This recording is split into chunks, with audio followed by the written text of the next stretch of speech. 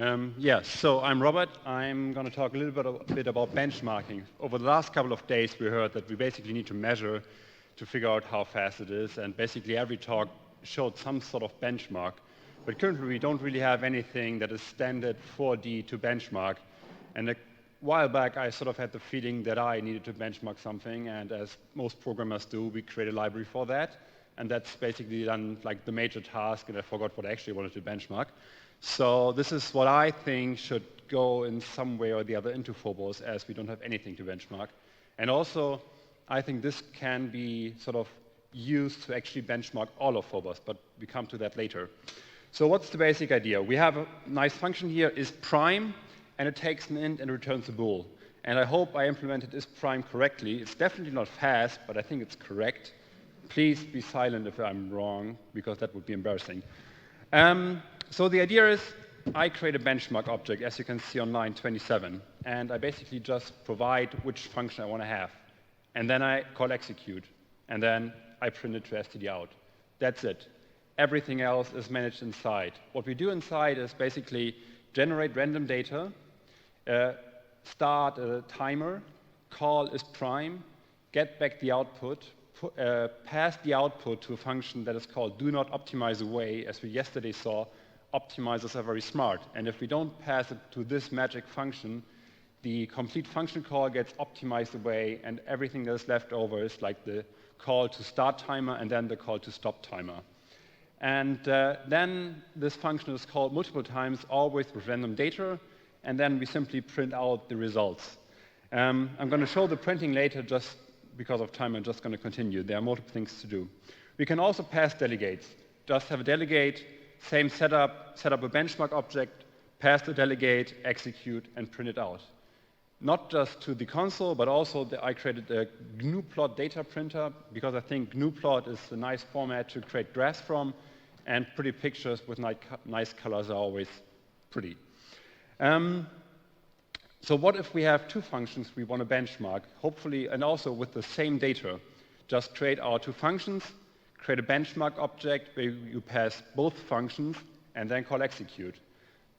Same thing. You can also pass different functions, delegates together, as long as the signature is the same data is passed. If the signature is not the same, currently right now you get a compile error.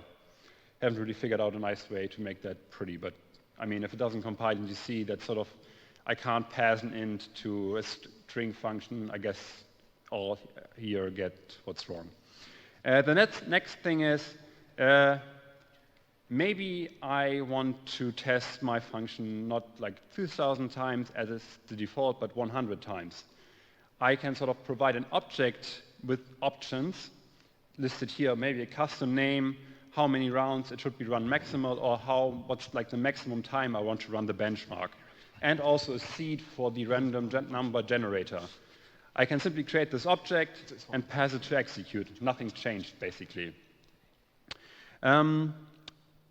So this here basically shows how you can then use also the benchmarking and random data generation to do unit tests.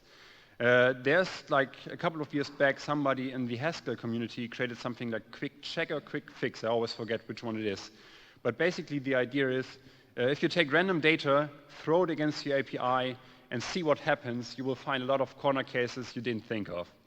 And the idea here is pretty similar. You generate random data, throw it against your API, in this case, find from std algorithm search, check if the data is not optimized away, as the actual function you're passing to benchmark in this is forward, and as it doesn't have any return type, it's not like passed to do not optimize away. And then in the debug block, you basically check if the result you're getting from find is correct. Same thing, you create a benchmark object and execute. And the cool thing is, I actually think I found an error in std index of while developing this. I haven't found the exact spot where the bug is, but I think that there is some. Sometimes it's also important that you sort of can specialize what kind of data you get. And the idea here is, like, at least for all the default types, there's this gen struct, which takes the type and some optional arguments. In this case, 2 integers, which basically define how long the string is supposed to be. 10-second warning. 10? Oh, that's going to be fast. So basically you have gen there, and there's an alias this inside of gen, which transforms to string. And of course, you can create your own gen, which is basically all you have to do is have a gen function which takes a random object out of std_random as reference, create your thing, and also needs to have an alias this that converts to the actual thing you want to test. Call it, be happy, and there's also isGen, a template function, test if that's actually a gen.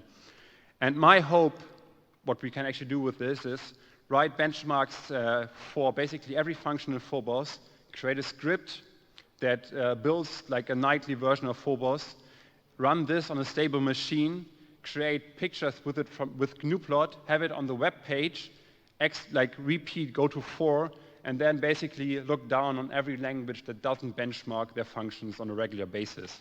Thanks.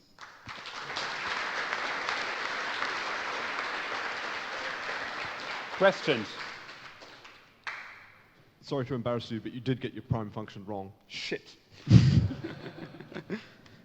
Yeah, sorry, please send a patch. Anybody else? Any I questions? didn't, but the cool thing is the way I figured, the benchmark library also tells you how long it takes to start and stop the timer. And that I actually did by starting and stopping the timer inside a timer loop a couple of times and taking the median of it. So you actually get information how long it takes to start the timer, which basically sometimes tells you that your function basically takes no measurable amount of time, which is also an interesting insight, I guess. Thanks, Robert. Thanks.